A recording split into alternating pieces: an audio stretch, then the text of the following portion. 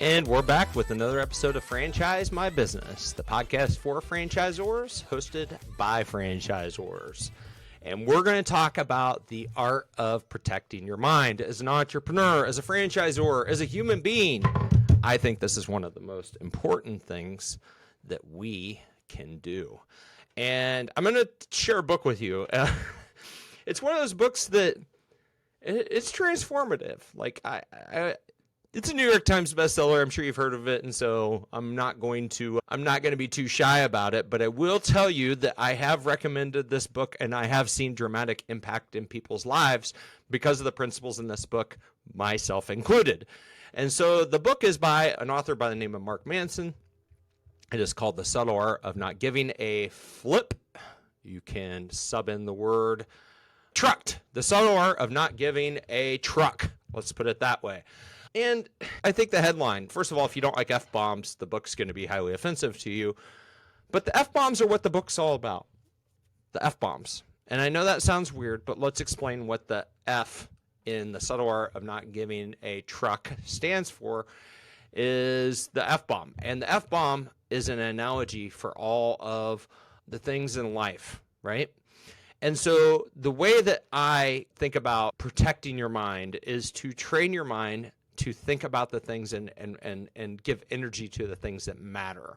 Those are your trucks. Those are your trucks. You only have a certain amount of trucks to allocate every single day, a certain amount of energy to allocate every single day. And the book, the premise of it is, it's just like all these other books. It's just like the book, I think it was called like the Energy Bus or whatever. There's different analogies for ways to surround yourself with people and projects that matter, things that give you energy, not things that deplete your energy, okay?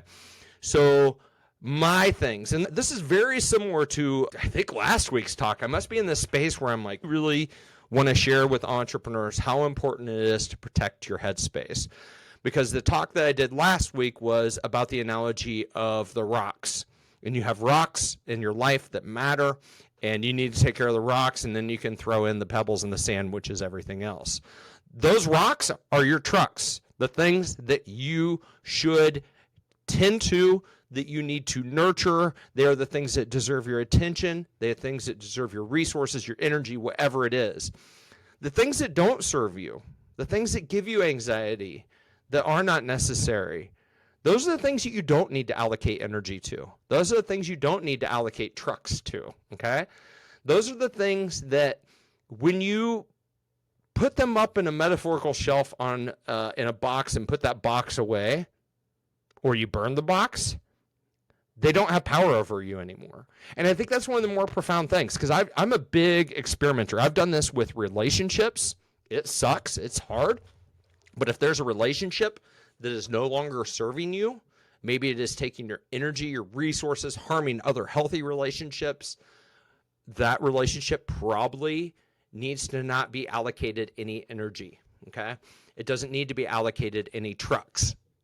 It needs to be put out of your mind so that you can protect your mind for the things that matter and that are healthy for you as a human being, right?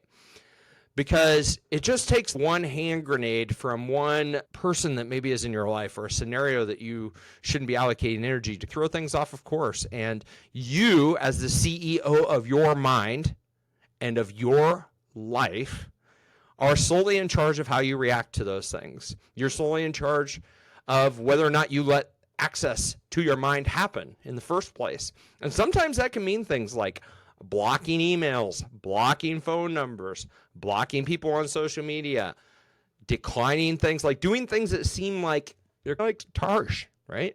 But sometimes you have to cut scenarios and situations and even humans out of your life to protect your mind. Other tricks that you can use are your attention. I think that's probably the biggest thing. Because we don't typically, like in my world, you got to have a lot of at bats and then showing that you shouldn't be at bat in my life before I just take the bat away and I'm like, hey, we're not playing this game anymore. I'm full of grace because I make a ton of mistakes. I'm the king of second chances. I love them. I think that they make a ton of sense. But when you're on like your 10th chance with maybe the same person or whatever, cut them out. because what they're doing is they're taking your mind away from other things. This could be a franchisee who is just bugging the heck out of your franchise team or whatever it is. You're going to come across things that rob your energy, rob your attention, rob your resources from things that matter and from people who need them and who are depending on them and who are thankful for them. And so my headline here today is, if you feel like you like reading a bunch of F-bombs, I do recommend the book, The Subtle Art of Not Giving a Bleep. I think it's a phenomenal book. It can be transformative if you're in a place where you feel like maybe you need to take back a little bit more power in your life. But you don't have to read the book to protect your mind. You just have to make the choice. You have to say, that doesn't serve me anymore, and so therefore I'm not going to allocate any more energy to it. And when you do that, you can find that you're very much freed up. Until next time, I hope that you have a phenomenal week. I hope that you are well. And I just have 2 asks. Number 1, share this episode with one person who may benefit from it. And number 2, smash that subscribe button. Until next time, peace.